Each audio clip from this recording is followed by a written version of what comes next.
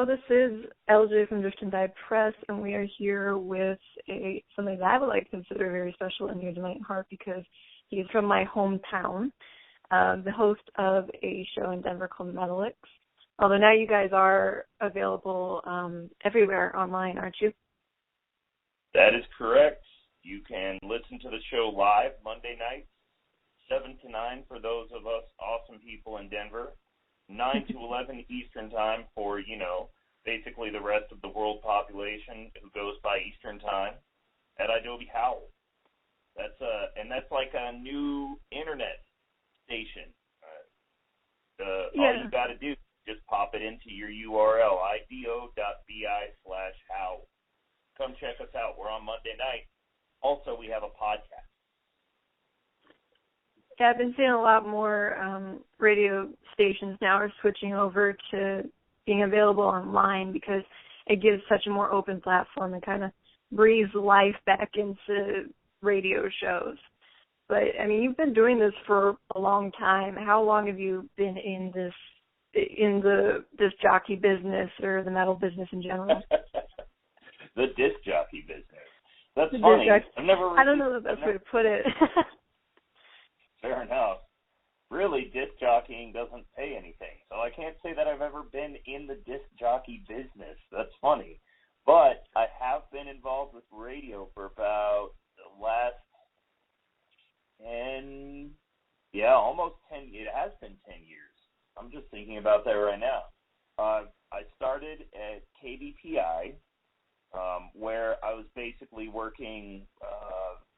I was working late nights, but I was also hosting talk radio as my actual job. So during the day, I would work with political talk radio and those hosts and those guests, and then at night I would I made the playlist for Metalix. I would host it on weekends. Otherwise, I'd just kind of keep in touch with Uncle Nasty, who was the main host at the time.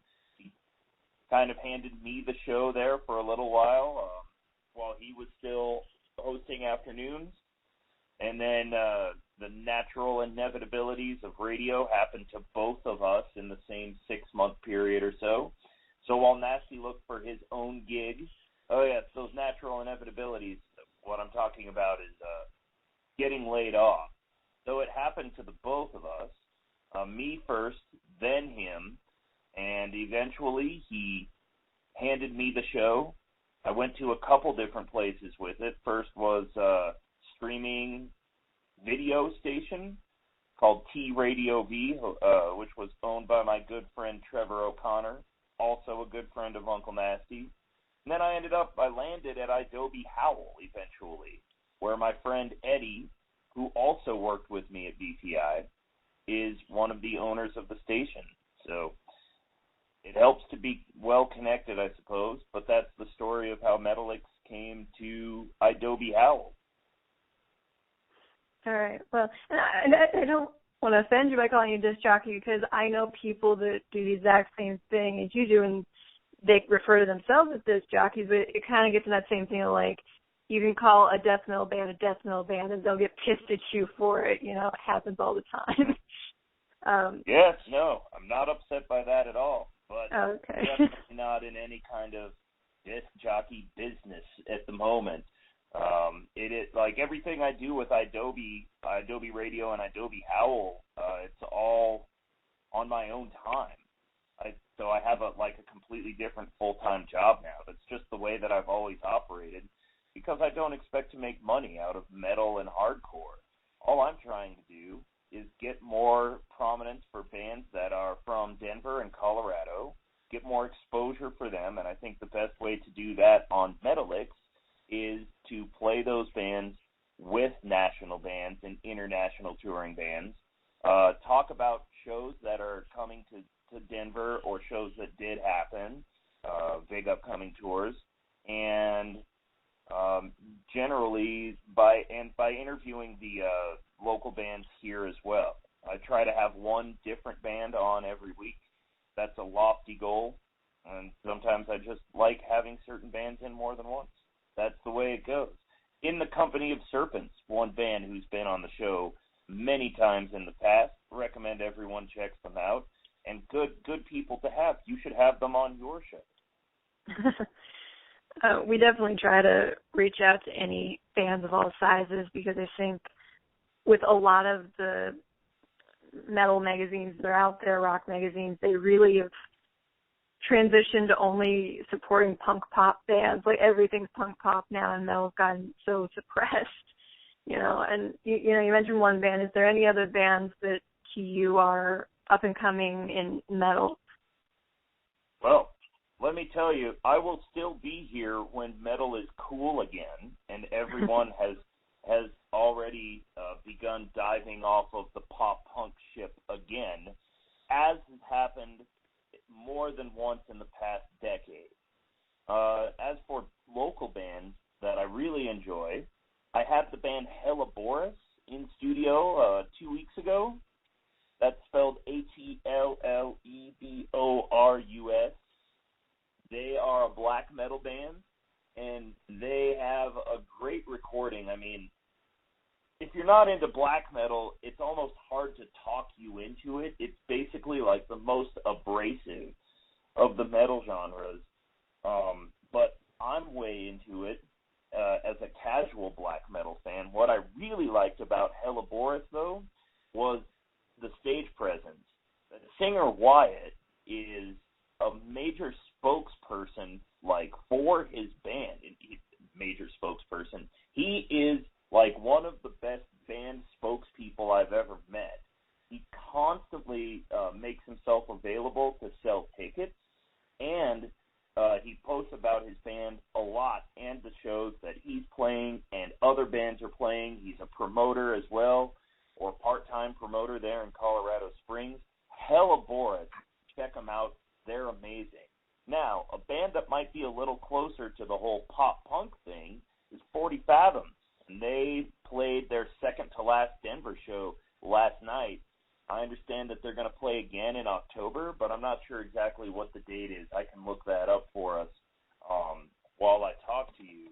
But one thing that's interesting about 40 Fathoms, I mean, unfortunately, they're breaking up. Their music will be timeless for me, but the singer, as I understand, unless this was just a rumor, okay, but I heard this from the band that the singer is going to an 80s light rock band, and the guitar player, Kyle, so that's Taylor who sings, the guitar player, Kyle, is going to a 90s soft rock band after this in 40 Fathoms. So great diversity in the Denver music scene.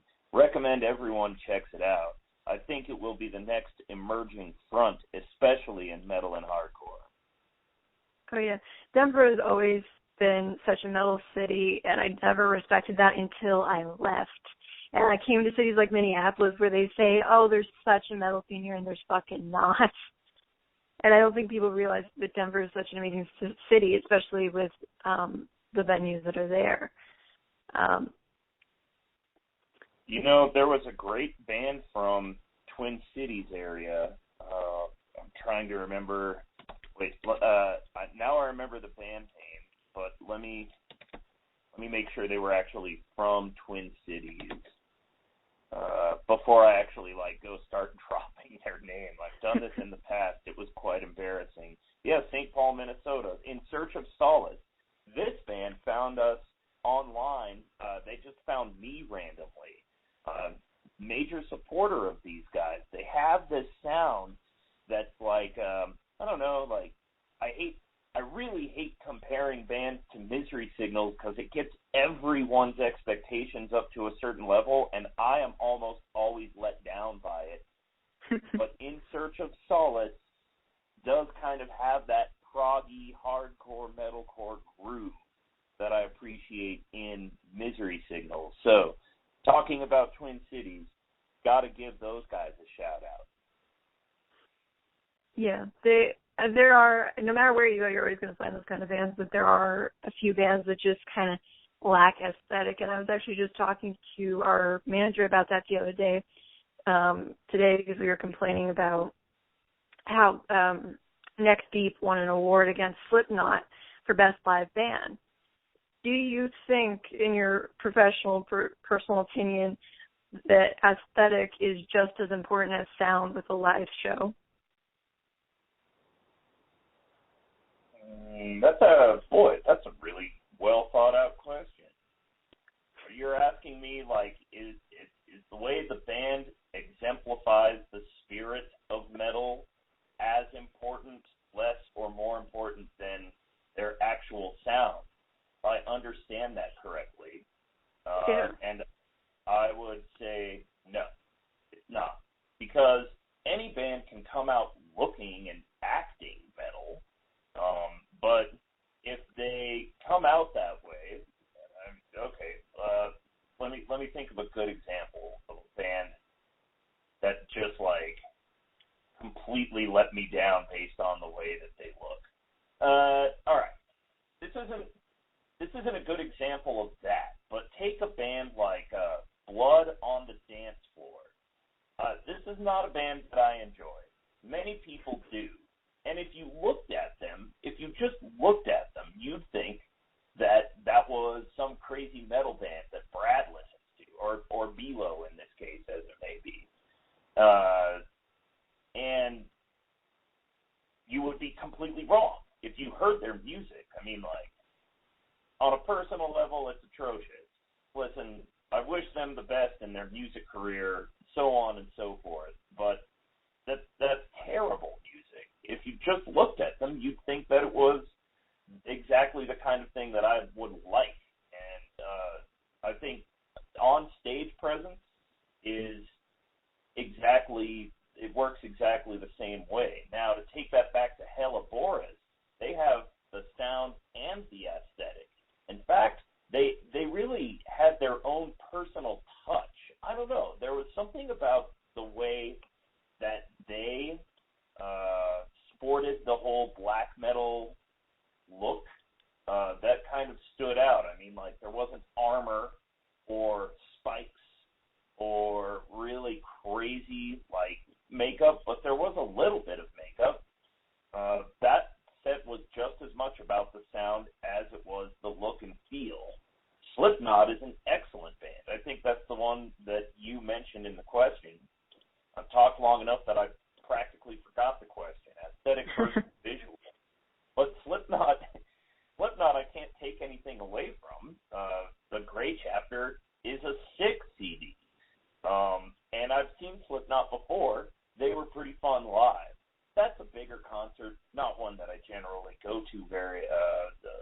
I don't go to bigger shows. So Slipknot, I've seen them at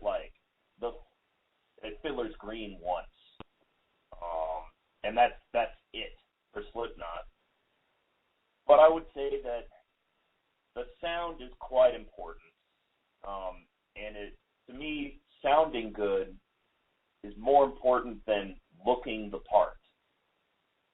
But if you have, like, say you had two bands that sounded good, but one put more effort into their look, does that make that one band a better performance to watch? Sure.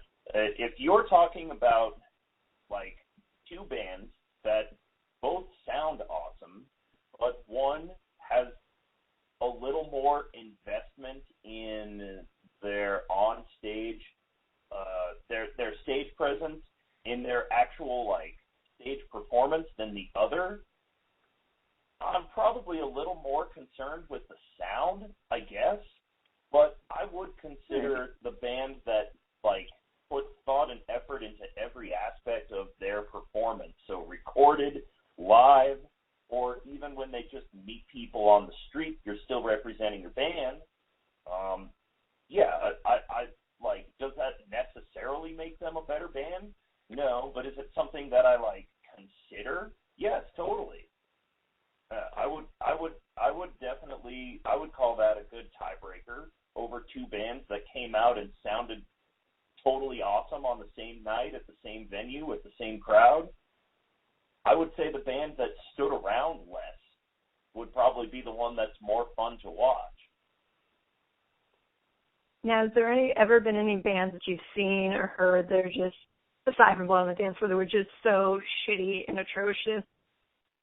Kind of switching this around to the other side of the question, you know? Has a band ever been so, horrible performance-wise that it caused me to not like them? Yeah, or have you ever walked out on a show because it was too bad? No. Okay, wait, no. I take that back. I walked out on Danzig.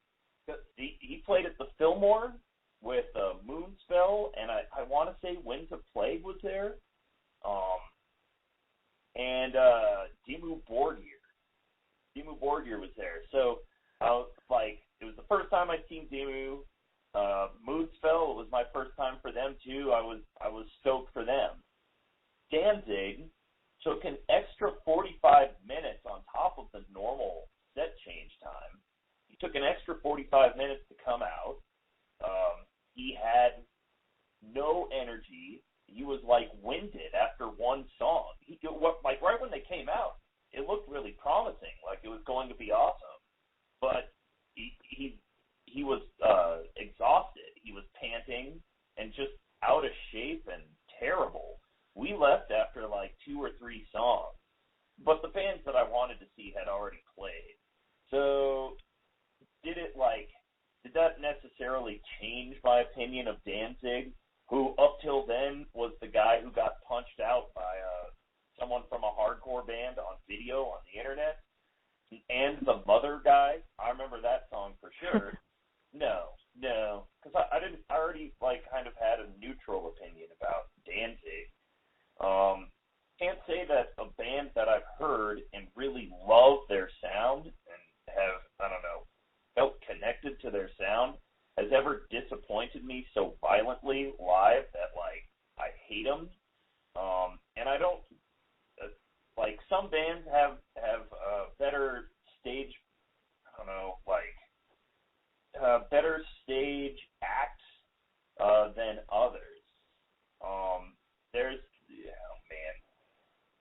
So there's one example that does come to mind a little bit, which is I love all the Acacia Strain albums, but I don't know if it's an altitude thing or if Vincent really feels like he needs to change up his vocal style for every set this way.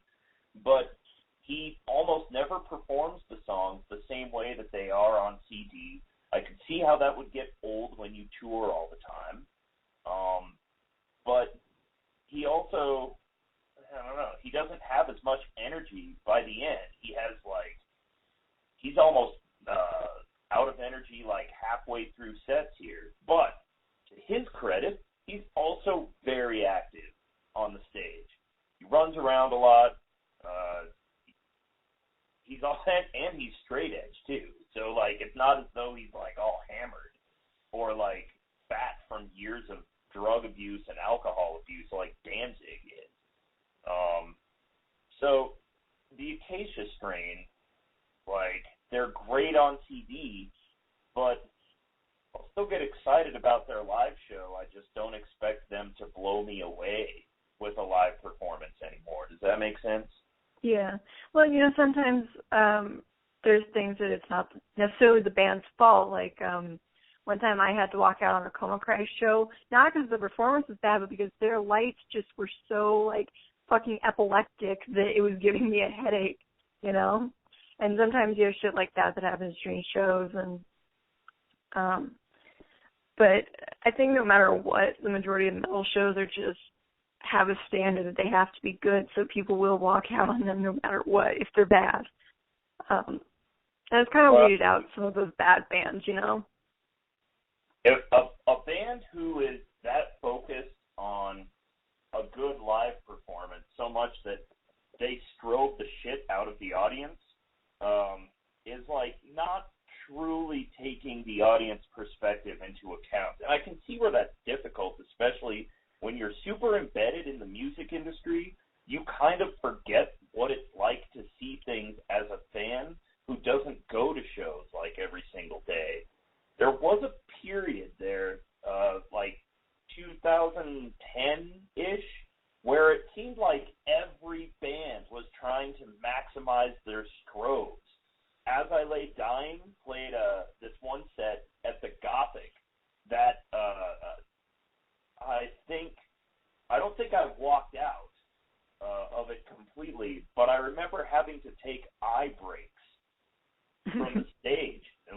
away from it.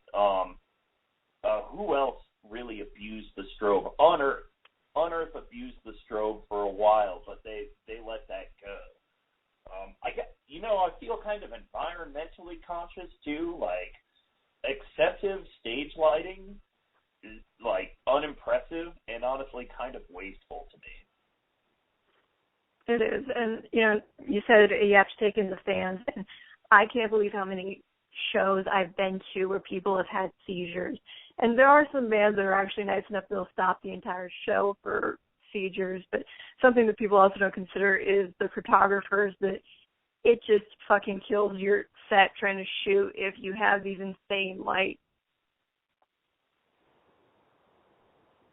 But yeah, I hear what you're saying. What I'm saying, I mean to apply to like the metal scene. Like, some bands are light, or some artists are like performing art, like laser light kind of shit. Oh, yeah. And that's cool. Like, I saw Tool at Red Rocks once, and they had a really awesome light show. But if I'm going to see, a Legion from Northern Colorado, who has a new CD that comes out this week, Wait, does it even come out this week? No, it comes out later. Allegiant has a new CD coming out. If they rolled out with like the craziest light show, like lasers, pyrotechnics, what else? Oh, like projections and whatnot. I mean, like, they would probably do something hilarious with it. Allegiant, man, that wasn't the best example, I suppose. Allegiant would do something really funny if they could spend all of their money on excessive stage lighting. But, like, seeing some hardcore show in a basement somewhere, and they start busting out, like, crazy strobes and whatnot, it's like, dude, that's band space there. That's probably costing you gas money. Like, that's what I mean. It's wasteful, yeah. like, at the venue, and generally, I don't think it contributes as much to metal or hardcore bands as it does to, I don't know, techno people, or what do you call it? EDM. DJs. Yeah. Yeah. Well, and people that go to EDM festivals, not to stereotype or anything, but there's a lot more drugs that go on there, so they want the crazy lights and everything, But in metal, it can just be so distracting to the show. So one more topic that we'll hit on before we end this, and that is, there's been a lot of controversy around Warped Tour this year. They doubled the ticket prices. They cut pretty much the tenth and every band's in half. And what is your opinion on people saying the Warped Tour is dying? Well, I could have told you Warped Tour was dying like 10 years ago. Unfortunately, 10 years ago, I would have been pretty wrong about that. It was just dying to me. I think it's part of a growing up eventually, especially for me as like a punk rock kid initially, who became a hardcore kid and a metal fan. I still love some of those punk bands from back in the day, and I am interested in Warped Tour this year. I didn't know that the ticket price was that much higher. I'm aware that there are fewer bands, but I'm also haven't been the biggest. I don't know. Warped Tour is not okay. So Warped Tour started out to me as like this punk festival where I could see all these crazy bands that who knows what venues they might be playing at during the school year when I can't drive to something at the Bluebird or the Ogden or whatever back in the day. So I got to see them all in the same place. Red Rocks, then what was it? Arapahoe. No, the Denver County Fairgrounds. At Denver County Fairgrounds, and then it was at Folsom Field, and then where it's been at Mile High more or less ever since. To me, when it started out, it was about a gathering of punk rock bands and punk fans. What it became was this targeted marketing effort at teenagers and kids. The scene kids and the emo kids.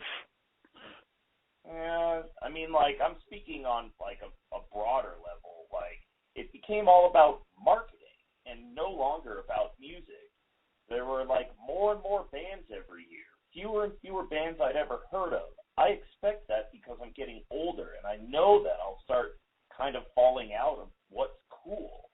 But that aside, it seemed kind of excessive how many stages there were, how many bands that are on this tour. And I heard things about Warped Tour's a tour where they charged the band to play on the tour.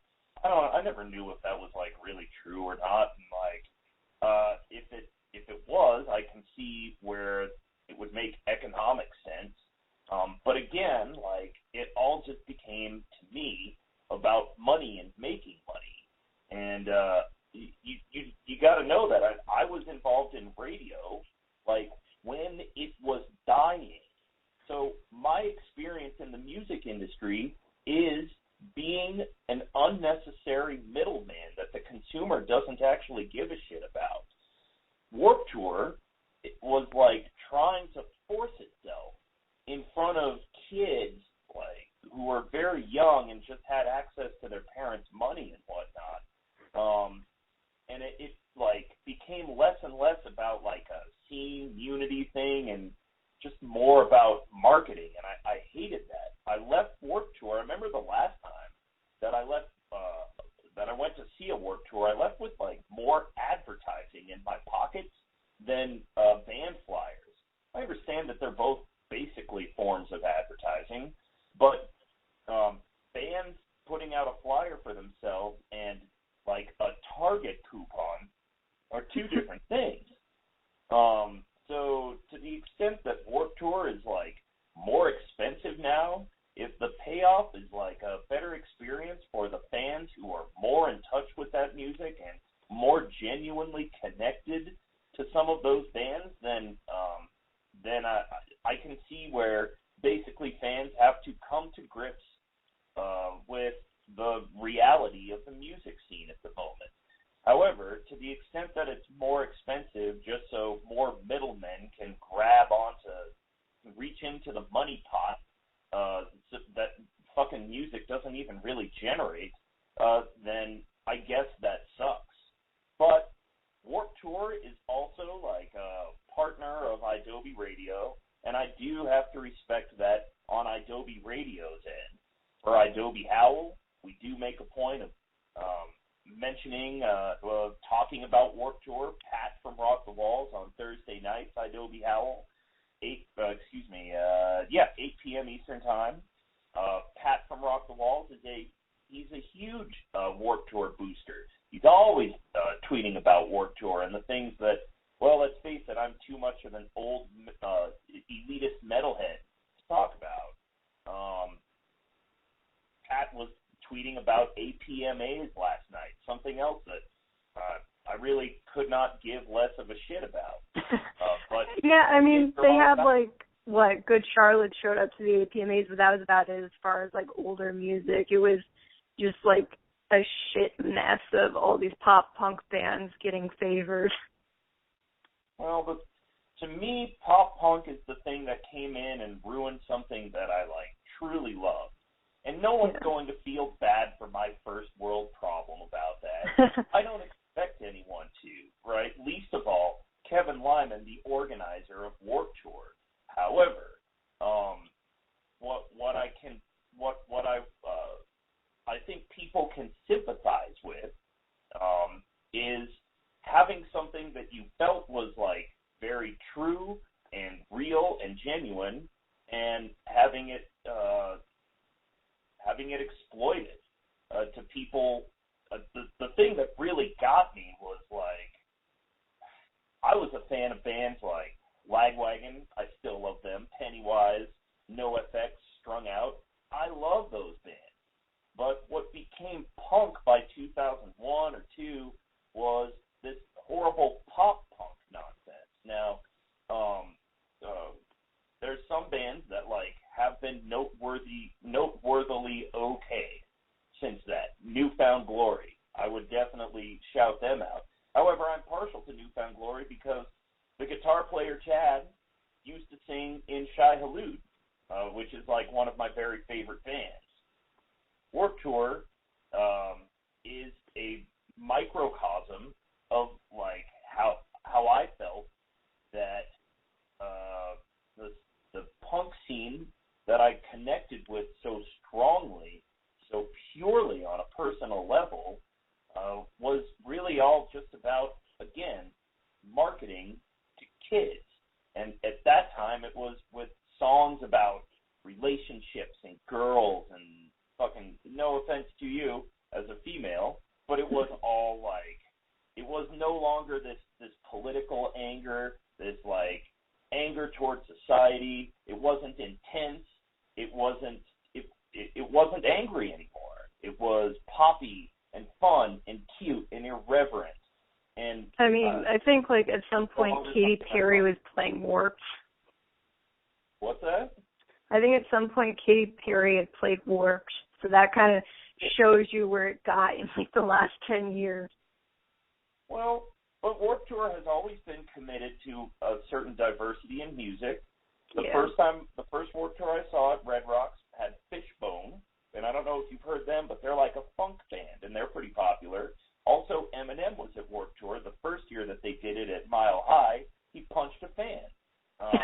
So there's always been like weird random artists at Warped Tour, but no one should fool themselves into thinking that Warped Tour is about anything other than money, right?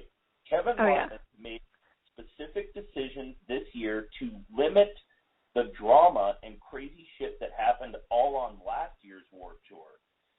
But he was kind of in a tough place. Because his best option, in my opinion, really would have been to limit the age, to make it 18 and over. You have bands who themselves are only a few years older than 21, hanging out with fans who are like 16 or younger. You have drugs, alcohol, all in the mix, and what do you end up with? Crazy fucked up situations like this front porch step guy. Like, unless you control the things surrounding that, you can never stop all that from happening. But you can make it less likely by limiting the age of fans who can come to the tour. But guess what? That's not going to work because those fans are where the money is. Yeah, I mean, there has to be at least some limit, like you said. So far, the Warped Tour that I've already gone to, I saw a woman there that brought her 2, like, newborn babies and her toddler, and, like, that kind of shit needs to stop. Even if it's, like, 13 plus, that kind of shit, that would help so much shit stop. Yeah, I mean, babies and toddlers, like, I'm not comfortable with that at all, really, like, at any kind of music festival. But I know that punk fans, or at least as they were back in the day, I'm sure this hasn't changed. There are many young parents in the punk fan group. And what are you supposed to do when any babysitter you could get would also probably be at Warped Tour? Get the struggle, but really don't bring your infant children to shows. That's a bad idea. Especially when it's like 90 degrees. Yeah, well, I just think that's kind of unsafe. I don't think it's good for a kid's hearing if you're up close to the stage. But as far as like 13, 14, whatever-year-old girls at Warped Tour hanging out with dudes who are like 18, 19, maybe barely 21, this is bound to spell bad shit unless you limit the fans that can get in, right?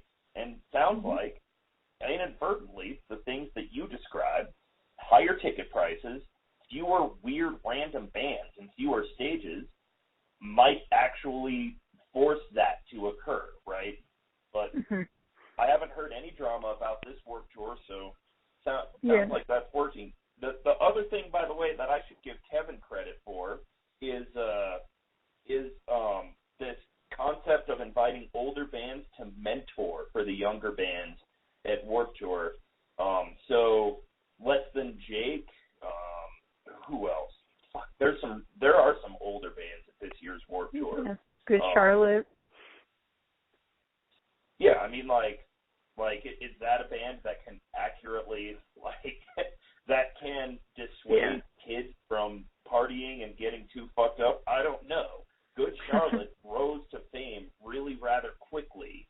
So I don't know that they can sympathize with, the same struggle that these bands who have been in bands for, 10 years or so can. But I guess that's what bands are talking about when we say kids who are 18, 19, or even 21. Maybe they can provide some guidance. Well, like you said, they're older bands, and I was thinking, older bands like Less Than Jake, but then I realized Motionless in White's on this tour, and those guys have been around for 10 plus years, so you can actually, they're to the point you can throw them in that kind of category. But it's just weird to think that way, Yeah.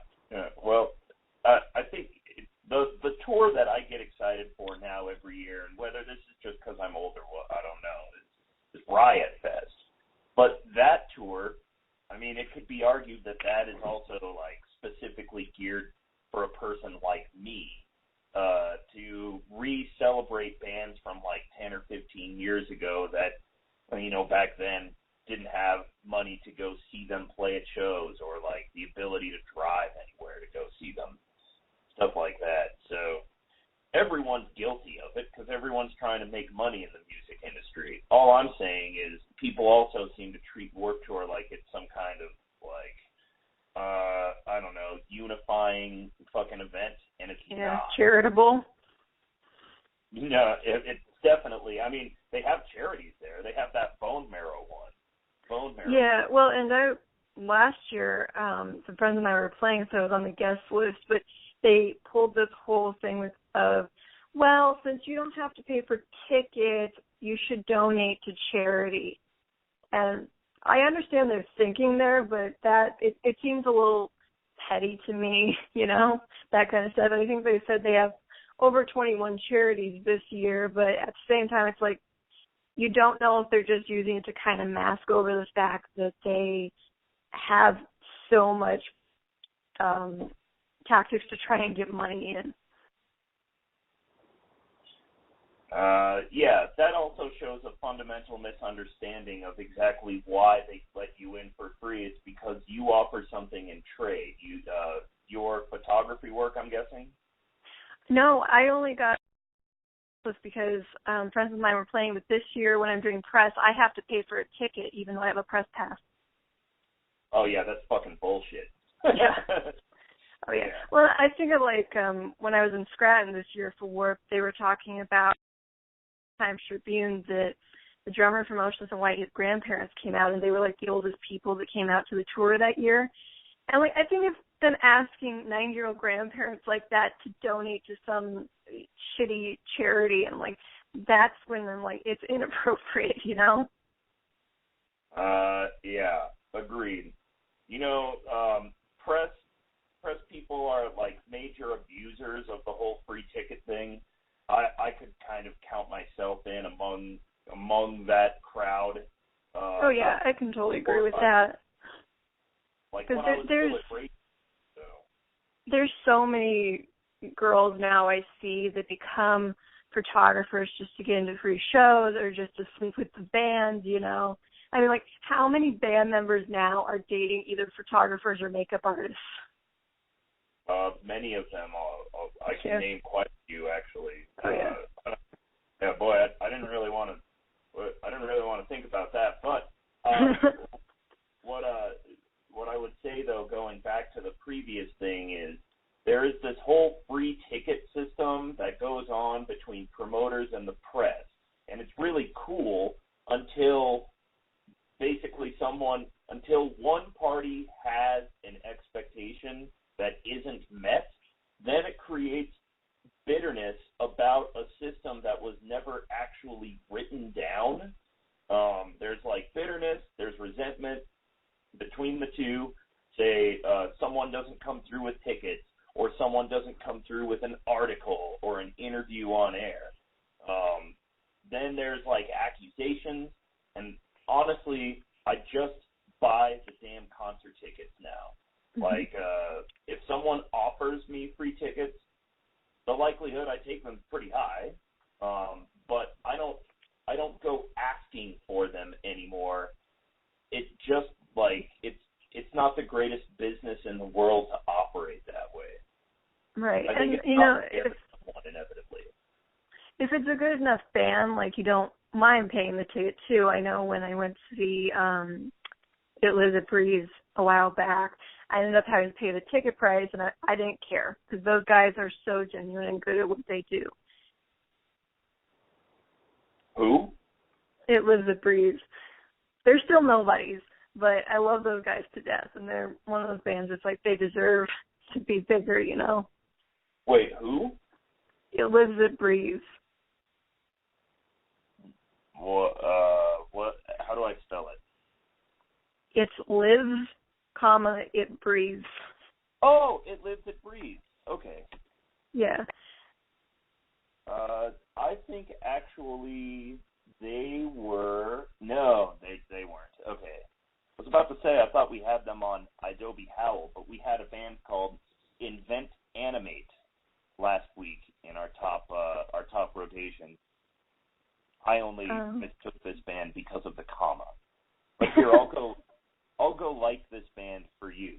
Just thank you. Recommendation. Yeah, I wouldn't consider them like a heavy metal band, but they definitely deserve more recognition in the rock scene as a whole. Based on who it looks like they're touring with, I probably wouldn't consider them a metal band either. However, they are touring with Open Your Eyes. My friend Bobby Valou is in that band. Huh.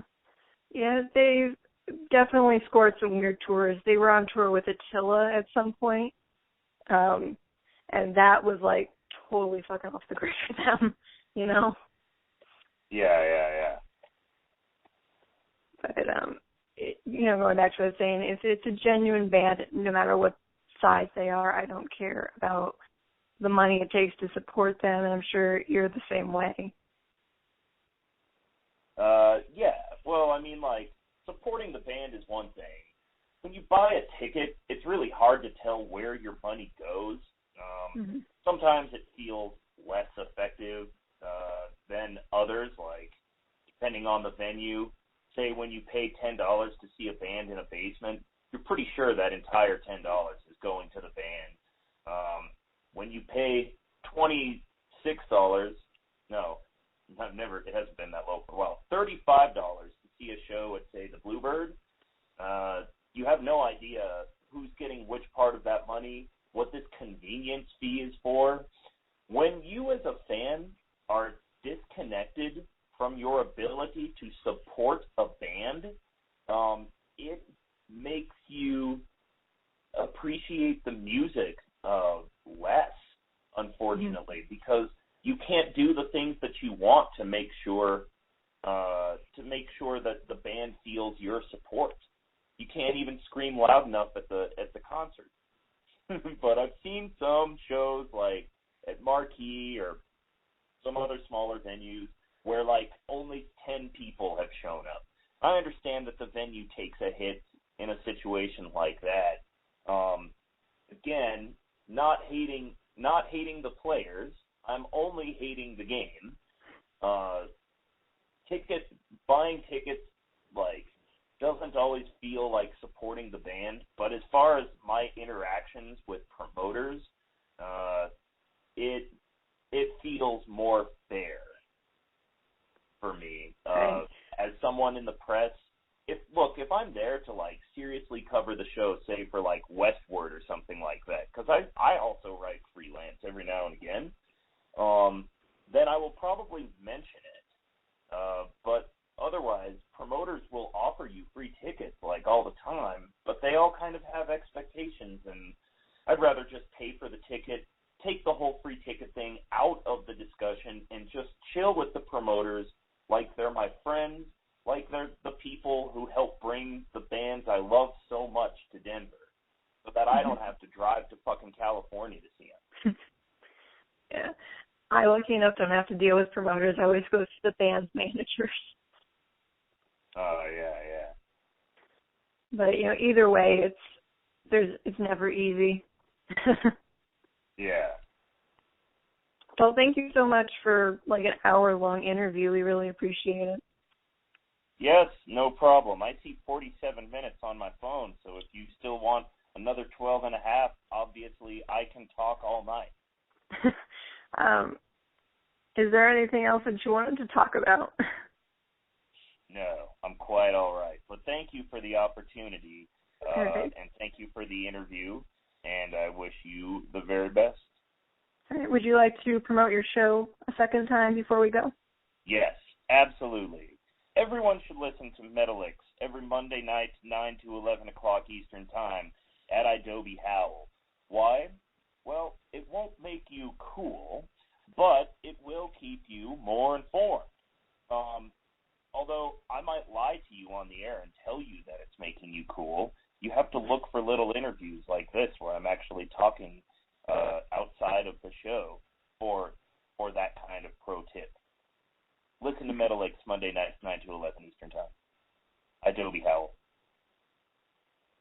All right, thank you. /Metalix. Twitter at Metalix Denver. All the links will be down in the description. So please definitely link the Twitter. I love me some Twitter. All right, thank you very much, and I hope you have a good night. I will. You too. Thank you. Thank you.